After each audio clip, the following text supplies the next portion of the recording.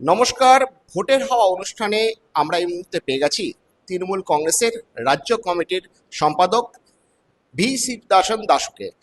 দাসবাবু, আপনাকে স্বাগত জানাচ্ছি। সব মিলিয়ে আজকে প্রচারের শেষ দিন। পশ্চিম বর্ধমান জেলায় তৃণমূল কংগ্রেস কেমন রেজাল্ট করবে বলে আশা করছেন?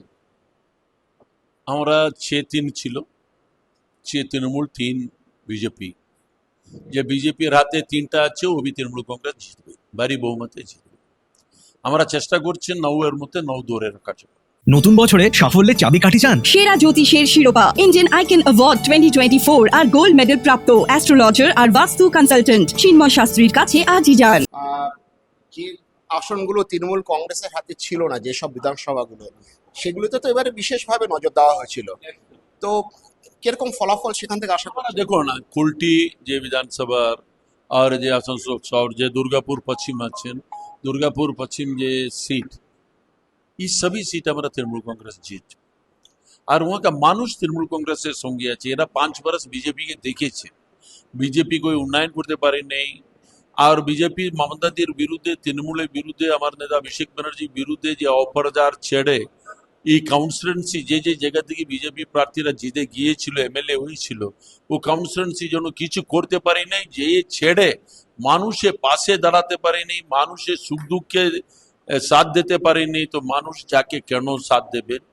26 ইলেকশনে যার বিরুদ্ধে মানুষ ভোট দেবে, তৃণমূলের পক্ষে ভোট দেবে। কালার থেরাপি, নামের বানান সংশোধন সহ সঠিক মানের গ্রহরত্ন দিয়ে ভাগ্য পরিবর্তন করুন। কল 9609604638 অথবা visit Bengal Ambuja city centre Durgapur. জেলায় যখন মুখ্যমন্ত্রী এসেছিলেন তখন বিশেষ করে আপনাকে দুর্গাপুর পশ্চিমের জন্য দেখতে বলেছিলেন, কারণ 10 বছর ধরে আপনাদের এখানে কোনো বিধায়ক কেউ নির্বাচিত হননি। সেই অর্থে সাংগঠনিক দুর্বলতা আছে, এটা তো অস্বীকার করার জায়গা নেই। কিভাবে এটা মেকআপ করবেন? দেখুন, দুর্গাপুরে মানুষ মনের মধ্যে নিয়ে নিয়েছিল 2016 জোটকে ভোট দেওয়ার পর আর 2021 বিজেপি জিতার পর 10 বছর পিছিয়ে চলে গেছে ডেভেলপমেন্ট এই পশ্চিম দুর্গাপুরে। আজকে একটু বড় মানুষকে মমতাদি ক্যান্ডিডেট করেছে, বড় প্রার্থী, যাকে ক্যান্ডিডেট হওয়ার পর সবাই মিলে যাকে সাথ দিতে ময়দানে নামে গেছে। এই বিধানসভার মধ্যে 27টা ওয়ার্ড, 306 বুথ, এখন 7-8টা বুথ বেড়ে দিয়েছে। প্রত্যেক বুথে কার্যকর্তা নেতৃত্ব নিজে এগিয়ে এসে কাজ করছেন যার প্রার্থী বাপাদাকে জিতাবার জন্য। আমি প্রত্যেক এরিয়াতে গিয়েছেন, প্রত্যেক ওয়ার্ডে আমি মিটিং করেছেন, সাংগঠনিক মিটিং, সবাইকে লেগে বসে। আমি ওপেন মিটিং থেকে বেশি আমাকে ভালো লাগে ছোট ছোট মিটিং, যে পার্টি কার্যকর্তার সঙ্গে, নেতৃত্বের সঙ্গে বসে যাকে বুঝাবার এই দরকার ছিল, এই আমি চেষ্টা করেছি। আর ক্যান্ডিডেট প্রচুর দিন রাত, আমি যে দেখছিল একটা পলিটিক্যাল ক্যান্ডিডেট আশপাশে যেরকম আসানসোলে আমি দেখে আসতাম, যে পলিটিক্যাল ক্যান্ডিডেট যেরকম টাইম দিচ্ছিল, যার থেকে বেশি বাপাদা টাইম দিচ্ছে। যে সিটিং এমএলএরা যে এরকম টাইম দিচ্ছিল, যার থেকে বেশি দেখছি বাপাদা সকালে থেকে বিকেলে পর্যন্ত একদম রাত্রে আমি দেখছি 2:30টার সময় বাড়ি যাচ্ছে। 2:30টার সময় ও বাড়ি যাচ্ছেন, 2:30টা পর্যন্ত মানুষের সঙ্গে দেখা করছেন, রাত্রে 10:30টা পর্যন্ত ও প্রচার করছে।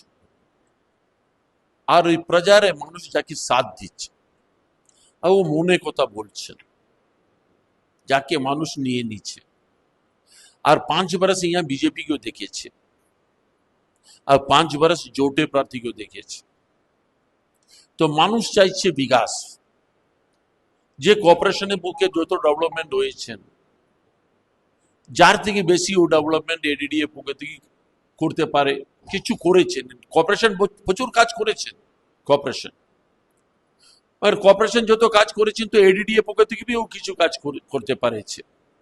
ই ছেড়ে ও এমএলএ হওয়ার পর মানুষের মধ্যে একটু বিশ্বাস আছেন ও এডিডিএ পক্ষ থেকে কাজ করাতে পারে, যার সঙ্গে কোঅপারেশন থেকে বি কাজ হবে, আর যার সঙ্গে পশ্চিম বেঙ্গলের সরকারের পক্ষ থেকে বিভিন্ন প্রকল্প ডেভেলপমেন্টের কাজ এই বিধানসভাতে লেকে আসতে পারে।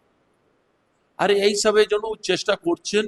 আর ও জিতার পরে দেখবেন এই পশ্চিম দুর্গাপুর উন্নয়নে প্রচুর এগিয়ে যাবে, উন্নয়নের কাছে।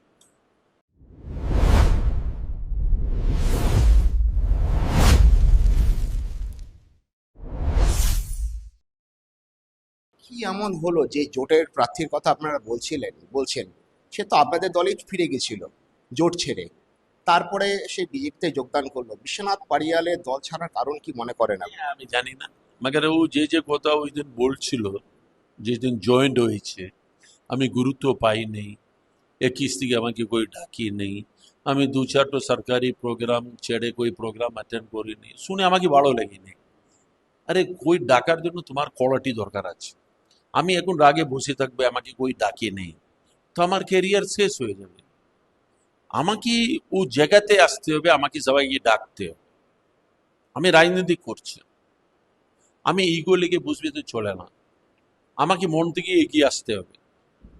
আর আমার মতে রাজনীতি একটু স্থিরতা বি দরকার আছে। স্থিরতা না, আমরা সবাই এক পার্টি ছেড়ে এক পার্টিতে আসেছি। আমরা প্রথম কংগ্রেসে ছিল, কংগ্রেস ছেড়ে তৃণমূলে আসেছি, মানে আমরা তৃণমূলের সঙ্গে আছি। কিছু ভালো কিছু খারাপ আপনাকে ফেস করতে হবে। আপনি একটু লিডারশিপে থাকবে তো প্রত্যেক দিন ভালো হয় না, কিছু খারাপ বি হতে পারে। কিছুদিন ক্ষমতাতে থাকবেন, কিছুদিন ক্ষমতা থেকে সরিয়ে থাকবেন, আবার আপনি ক্ষমতাতে আসবেন। তো যার জন্য কিছু না কিছু কাজ করতে হবে, পার্টিতে অ্যাক্টিভ থাকতে হবে, মানুষের সঙ্গে যোগাযোগে থাকতে হবে, মানুষের সুখ দুঃখের সাথ দিতে হবে, তা পার্টি আপনাকে এগিয়ে লেখে আসবে। আমাকে কই ডাকছে না এই জন্য আমি গিয়ে নেই, আমাকে কই গুরুত্ব দিচ্ছিল না এই জন্য আমি বাড়িতে বসে গেছিল, এই শুনে আমাকে ভালো লাগে। আপনি দেখুন না, 4 তারিখ রেজাল্ট হওয়ার পর যার যেটা পলিটিক্যাল কেরিয়ার, অত সিনিয়র পার্সন যার একটা পলিটিক্যাল কেরিয়ার ও নিজে শেষ করেছে, ও কি বুঝেছে বিজেপি ক্ষমতাতে আসবে? পলিটিক্যাল ছেলে, বড় বক্তা ছিল, তো उसको বোঝার দরকার ছিল বিজেপি যে অপপ্রচার চলছে, বিজেপি নেতারা যে অপপ্রচার করছে বিজেপি ক্ষমতাতে আসছে। বিজেপি তো গ্রাসরুটে জিরো আছে, অর্গানাইজেশনে জিরো আছে। এটো লড়াই জিতার জন্য ফোর্স, গ্রাউন্ড ফোর্স দরকার আছে। তো বিজেপি হাতে তো গ্রাউন্ড ফোর্স নেই, তো বিজেপি ক্ষমতাতে আসতে পারবে না, এই বোঝার দরকার ছিল। 4 তারিখ পরে দেখবেন আর কত বিজেপি যাকে গুরুত্ব দেবেন, এই 4 তারিখ পরে জানা যাবে। দলের কতটা ক্ষতি হলো, কি বলবো, দলের কতটা ক্ষতি হলো বিশ্বনাথ পারিয়াল চলে যাওয়া? কাউর কত ক্ষতি নেই। মমতাদি তৃণমূল কংগ্রেস করে সবাই মমতাদিকে দেখে করে, আর মমতাদি নামে করে, জোড়াপুর সিম্বলের রাজনীতি করে। আর এই পার্টিতে 2 নেতা, মমতাদি, অভিষেক ব্যানার্জি, যাকে দেখে সবাই রাজনীতি করে। আর আমার ফির স্টেট প্রেসিডেন্ট আছে সুব্রত বক্সি, मगर বাকি যে এমএলএ বলুন, এমপি বলুন, কাউন্সিলর বলুন, আর যে নেতা বিভিন্ন যে পদাধিকারী বলুন, এরা দলে আছে তো গুরুত্ব আছে, দল থেকে চলে যাবে তো জিরো সবাই, কাউর কিছু নেই। আজকে আমাকে अगर মমতাদি এই জায়গা না লেকে আসতাম তো আমাকে আমার পাড়াতে 50টা ছেলে ছেড়ে কই চিনতাম না। মমতাদি কাউকে এমএলএ করেছি বলে যাকে চিনি, তো মমতাদি আশীর্বাদে সবাই আছে। তৃণমূল কংগ্রেসে কে আসে কে যায় এইসব তৃণমূল কংগ্রেসে কই ডিফারেন্স হয় না। আপনারা ভালো করে দেখেছেন, 2021 দেখেছেন, 19 ইলেকশনের পরে প্রচুর লোক চলে গেছিল, যার কি অবস্থা হয়েছে, যার মধ্যে 95% লোক রিটার্ন আসছে। রিটার্ন আসার পরে যার কি অবস্থা আছে ওবি দেখুন। তৃণমূলে কিছু ক্ষতি হয়েছে? তৃণমূল ওর বাড়ি মধ্যে যে 16তে যত সিট পেয়েছিল, যার থেকে বেশি সিটে তৃণমূল 2021-এ ক্ষমতাতে আসছে। তো তৃণমূলে এইসব প্রবলেম হয়। DSMS, a premier management college in Durgapur. Admission open for hotel management, hospital management, tourism management, BBA, BCA and nursing. Excellent training and placement assistance. Join now. DSMS, gateway to success. সব মিলিয়ে সেই প্রায় 4 বছর ধরে দুর্গাপুর নগর নিগমের নির্বাচন হয়নি, তো মানুষকে কি বোঝাচ্ছেন, কিভাবে বোঝাবেন যে দুর্গাপুরের ফলাফল কি করে আশা করছেন ভালো হবে? আমার ক্যান্ডিডেট বি বলেছেন, তো ক্যান্ডিডেট বলে বিভিন্ন জায়গায় বলেছি, তো আপনাকে এই বুঝতে হবে দিদির কথাও সবার সামনে রেখেছি। বিধানসভা ইলেকশনের পরে 2-3 মাসের মধ্যে ইলেকশন হয়ে যাবে।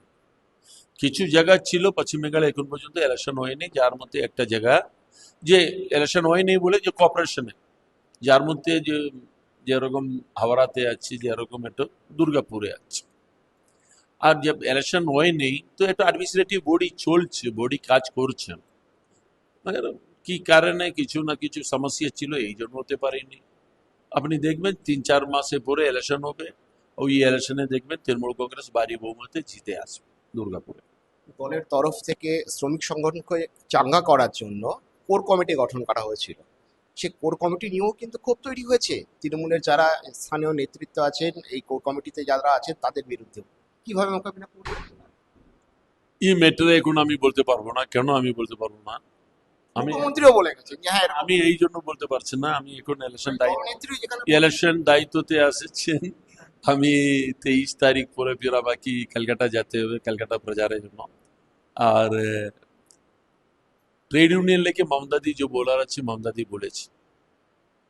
মমতাদি এই কথা भी বলেছেন যে ট্রেড ইউনিয়নে লোক নেবেন, ট্রেড ইউনিয়নে নেই ফ্যাক্টরিতে কারখানাতে যে কন্ট্রাক্টর ওয়ার্কার্স নেবেন তো 90% লোক থেকে বেশি আপনার এই দুর্গাপুরে লোক হবে।